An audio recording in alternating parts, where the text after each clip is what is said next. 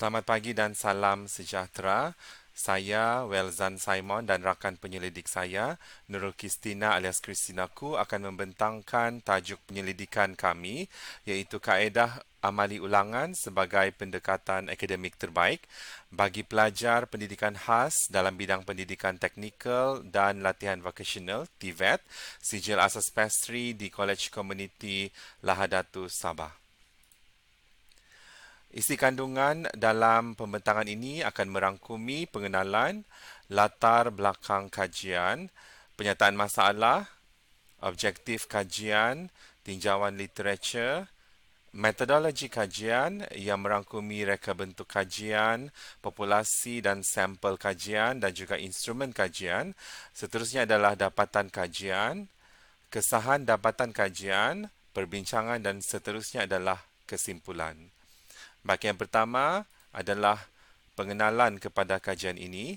Pendidikan untuk semua adalah termasuk golongan pelajar pendidikan khas. Dan pelajar pendidikan khas juga adalah termasuk di dalam kerangka falsafah pendidikan kebangsaan dan pendekatan yang bersesuaian perlu diambil untuk PDP bagi para pelajar pendidikan khas. Latar belakang kajian ini adalah kajian yang menganalisis pembelajaran dan pengajaran untuk pelajar pendidikan khas dalam bidang pendidikan teknikal dan vocational seperti kaedah amali ulangan masih lagi kurang diteliti pada masa kini. Kajian ini juga merupakan satu kajian tindakan dalam pendidikan yang cuba untuk mengenal pasti kesesuaian kaedah amali ulangan kepada pelajar pendidikan khas. Penyataan masalah dalam kajian ini yang pertama, tahap penguasaan pelajar pendidikan khas terhadap aktiviti amali kali pertama adalah rendah. Yang kedua, pendekatan PDP yang sesuai perlu diperkenalkan dan dilaksanakan kepada pelajar pendidikan khas, khususnya dalam aktiviti amali. Dan yang ketiga adalah penentuan kekerapan ulangan yang diperlukan oleh pelajar pendidikan khas dalam menguasai sesuatu amali perlu dibuat untuk membantu mereka menguasai amali.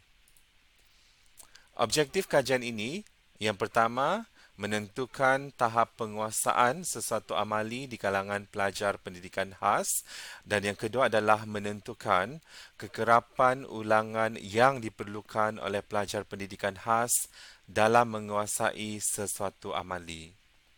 Kita lihat pula kepada tinjauan literatur.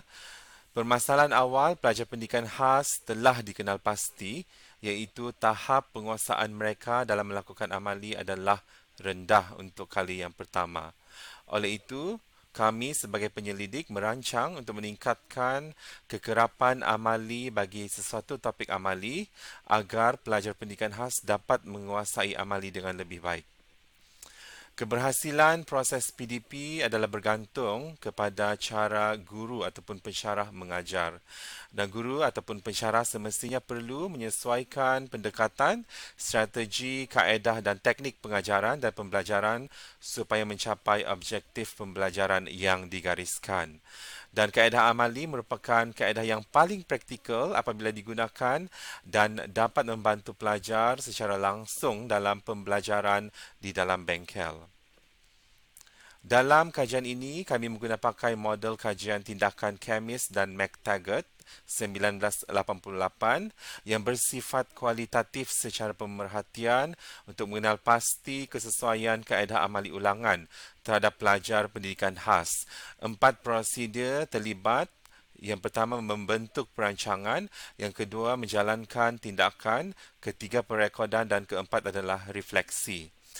Menurut Othman 2014, pada asasnya kajian tindakan boleh digunakan oleh guru ataupun pensyarah untuk mengkaji masalah yang relevan dengan bilik darjah.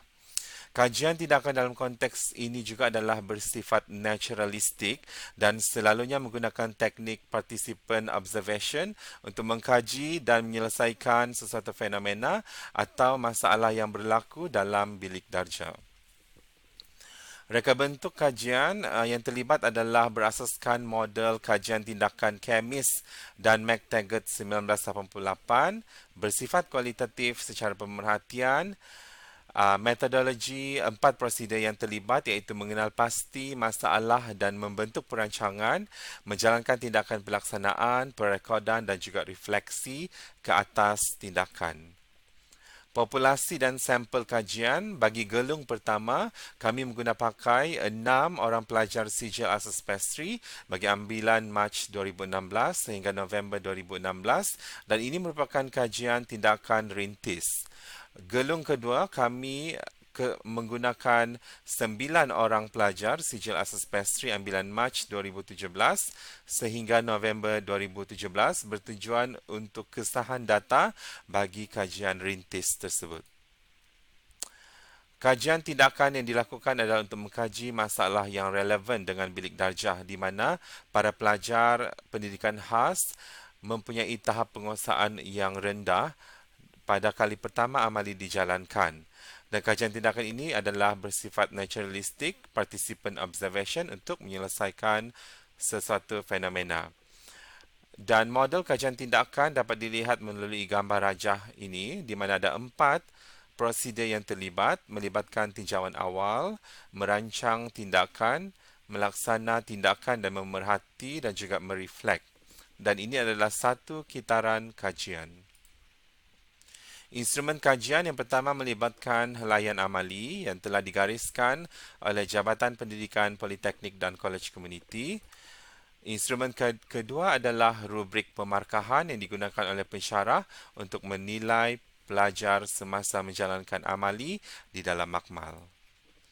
Dapatan kajian jadual 1 ini menunjukkan pelajar khas semester 1 subjek KPT 1014 ambilan Mac 2016 dan jika dilihat daripada dapatan kajian ini melalui amali 1, amali 2 dan amali 3, pelajar pertama tidak dapat mencapai menguasai amali yang telah ditetapkan pada skala 65%. Begitu juga dengan pelajar keempat. Dan semasa ulangan kali kedua, pelajar pertama masih lagi tidak dapat menguasai, hanya mampu mencapai 58%. Dan pada amali ketiga juga, pelajar pertama tidak dapat mencapai minimum penguasaan amali tersebut, hanya mencapai 59% sahaja. Bagi jadual 2 ini, markah pelajar khas semester 2, subjek KPT 2034, roti berinti, ambilan Jun 2016. Pelajar pertama masih tidak dapat menguasai amali, hanya memperoleh 60%. Manakala untuk pelajar yang berikutnya, kesemua berjaya mencapai minimum 65% untuk ketiga-tiga ulangan amali. Jadual 3 menunjukkan markah pelajar khas semester 3 pula bagi subjek KPT 3013 biskut mentega ambilan November 2016 di mana pada semester yang ketiga ini kesemua pelajar telah dapat mencapai menguasai amali yang telah digariskan pada markah 65%. Mungkin disebabkan oleh para pelajar pendidikan khas telah dapat menyesuaikan diri dengan persekitaran dan keperluan amali yang perlu dijalankan oleh mereka dalam makmal. Seterusnya, hasil dapatan daripada kajian rintis tersebut dijalankan kepada para pelajar ambilan Mac 2017 untuk bertujuan untuk kesahan dapatan kajian dan melalui hasil kesahan dapatan kajian ini, pelajar pertama tidak dapat mencapai 65% untuk menguasai amali muffin. Begitu juga dengan pelajar ke-8 hanya memperoleh 60.5% dan pelajar ke-9 hanya memperoleh 55%. Dan setelah amali diulang, pelajar ke-9 masih tidak dapat mencapai minimum 65% dan apabila amali ketiga diulang, barulah kesemua pelajar termasuk pelajar ke-9 mampu mencapai markah minimum 65% untuk dikira sebagai lulus dan menguasai amali ini. Seterusnya, markah pelajar khas semester 2, subjek KPT 2034, roti berinti. Pada amali yang pertama, pelajar pertama tidak dapat mencapai minimum penguasaan amali, begitu juga dengan pelajar ke-8 dan pelajar ke-9. Pada amali kedua, kesemua pelajar dapat mencapai tahap penguasaan minimum 65% dan seterusnya amali ketiga mereka juga telah dapat menguasai amali ini. Seterusnya, bagi jadual 6 ini adalah markah pelajar khas semester 3, subjek KPT 3013, biskut mentega ambilan November 2017, di mana kesemua pelajar berjaya mencapai minimum 65% pada amali pertama dan mungkin disebabkan oleh mereka telah pun berada pada semester yang ketiga dan telah dapat menyesuaikan diri dengan persekitaran dan juga keperluan amali tersebut.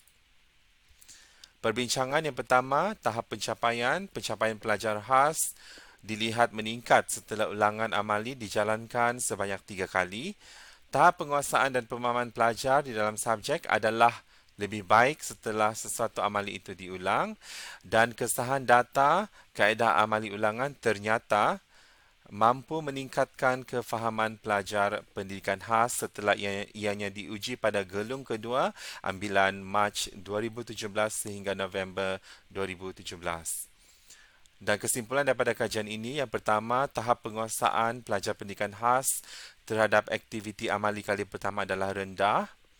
Yang kedua, tahap penguasaan amali di kalangan pelajar khas meningkat setelah 3 kali kekerapan amali dijalankan. Yang ketiga, pendekatan pembelajaran dan pengajaran PDP adalah berbeza-beza bagi setiap pelajar pendidikan khas dan mereka memerlukan perhatian yang lebih. Dan yang keempat adalah data kajian ini juga boleh diaplikasikan kepada kesemua kolej komuniti dan politeknik di Malaysia. Dengan itu, sekian sahaja pembentangan daripada saya. Sekian dan terima kasih.